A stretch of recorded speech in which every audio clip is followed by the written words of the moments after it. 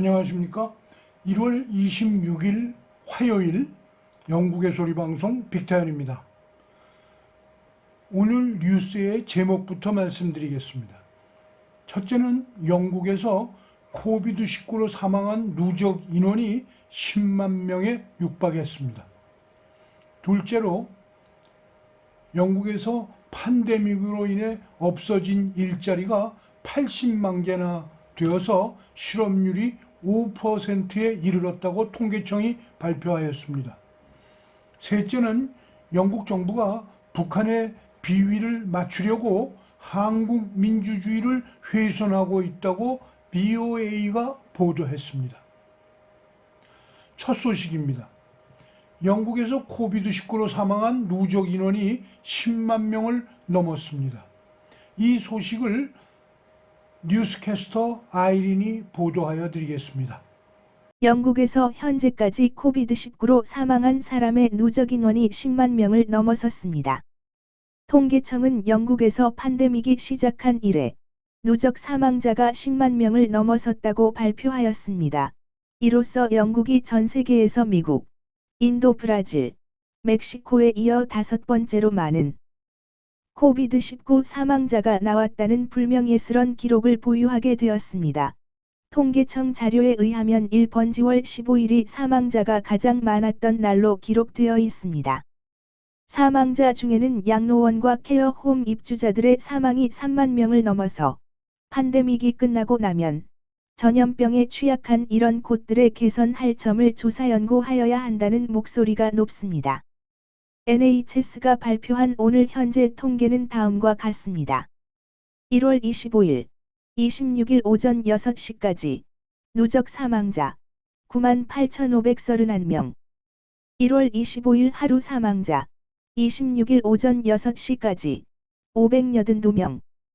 1월 25일 하루 26일 오전 6시까지 새로운 확진자 22,195명.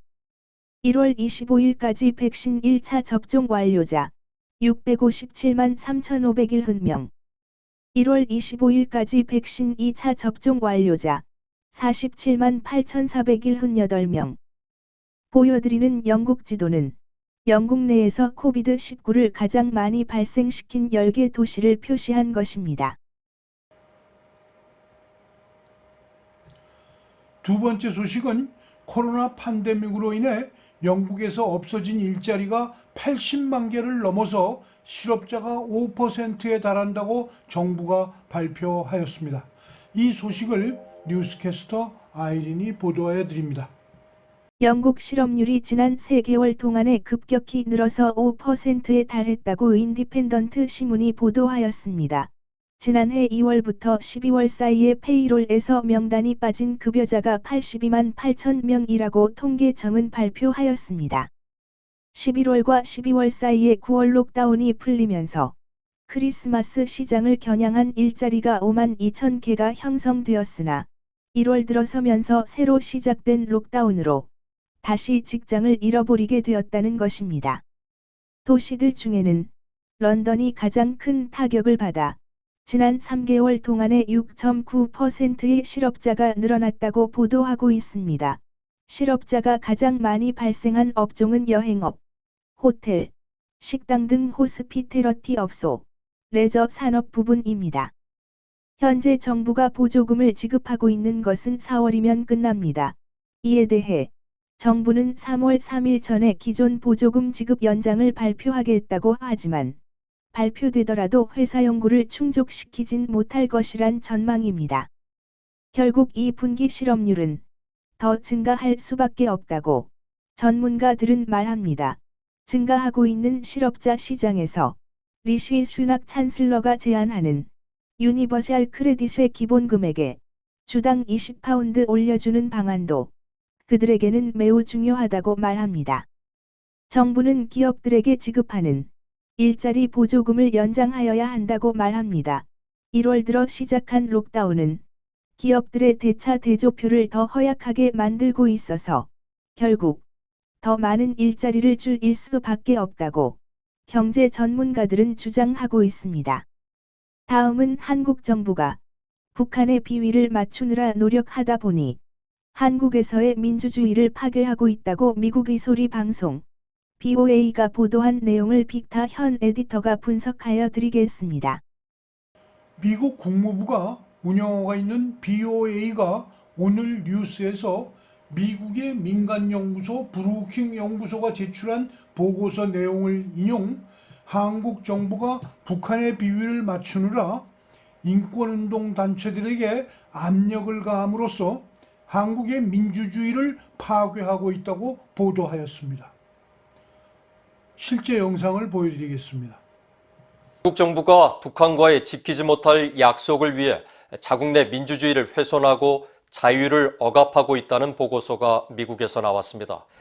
미국의 민간연구단체인 브루킹스 연구소는 22일 한국 민주주의에 드리운 북한의 긴 그림자라는 제목의 보고서에서 문재인 한국 대통령이 북한과의 화해 협력을 최우선 과제로 삼으면서 자국민들의 자유를 선택적으로 억압하는 데 대통령의 권한을 사용하고 있다고 지적했습니다. 그러면서 한국 정부가 북한 문제를 다뤄온 인권단체들에 대한 강한 압력을 행사하고 있다며 인권 문제에 대한 시민사회의 노력을 억압하려는 시도는 북한 정권이 원하는 대로 한국을 조종할 수 있다는 김정은의 인식을 강화할 수 있다고 우려했습니다. 보고서는 또 한국 정부가 지난 남북 정상회담에 한국 기업인들을 동반해 남북철도 사업과 북한 인프라 재건 사업 등을 제안한 것을 지적하면서 이 같은 한국의 대북 정책 추진이 미국 조야의 우려와 한국 기업과 은행들에 대한 대북 제재 검토의 필요성을 불렀다고 밝혔습니다. 이어 고고도 미사일 방어 체계 사드나 한일 군사정보보호협정, 지소미아 탈퇴 결정 등 한국 정부의 외교 정책들도 북한 문제와 관련한 한국의 신뢰성에 의문을 제기하게 만들었다고 지적했습니다. 바이든의 트럼프 지우기 행각은 연일 계속되고 있습니다. 의회에서 퇴임한 트럼프 대통령의 탄핵을 계속하는 것을 조장하고 있습니다. 미국 국무부가 운영하는 BOA 주요 임원들은 이미 바이든 사람들로 교체되었습니다. 오늘은 백악관에 근무하는 대통령 주치의 팀도 자신을 과거부터 돌봐주던 의사들로 완전 교체했다는 소식이 각 방송국마다 뉴스로 나왔습니다. 방송들은 대통령은 바뀌어도 백악관 의료진은 그대로 유지되어 온 전례들을 설명하며 바이든이 건강상 무엇인가 숨기고 있는 것 같다고 부연하였습니다. 바이든의 트럼프 지우기 조치들에 대해서 언론들이 침묵으로 받아들이고 있는 것만은 아닙니다. 캐나다에서 텍사스까지 연결하는 유류수송용 파이프를 환경과 기후를 해친다는 이유로 취소한 행정명령에도 이미 여러 방송에서 전문가들의 의견을 앞세워 반격을 하고 있습니다. 퇴임한 트럼프 대통령 탄핵 조치에 대해서도 의회 내의 반감이 공화당을 중심으로 크게 적용하고 있다고 방송들은 보도하고 있습니다. 한편 트럼프 대통령은 플로리다에 자신의 정치적 발언 창구로 활용한 사무실을 오늘부로 오픈했다고 영국 일간지 선신문이 영상과 함께 보도하였습니다. Former U.S. President Donald Trump opened an office in Florida on Monday to continue his administration's agenda and handle his duties as a former president. In a statement, the office said, quote, "The office will be responsible for managing President Trump's correspondence, public statements, appearances, and official activities to advance the interests of the United States and to carry on the agenda of the Trump administration through advocacy, organizing, and public."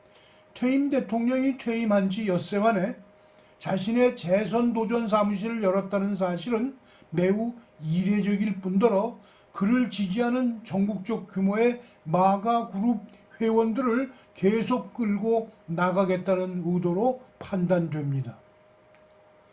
시청해 주셔서 감사합니다. 구독과 좋아요도 눌러주시면 더욱 고맙겠습니다. 지난 방송을 보시려면 유튜브에서 영국의 소리 방송을 찾아주십시오. 감사합니다.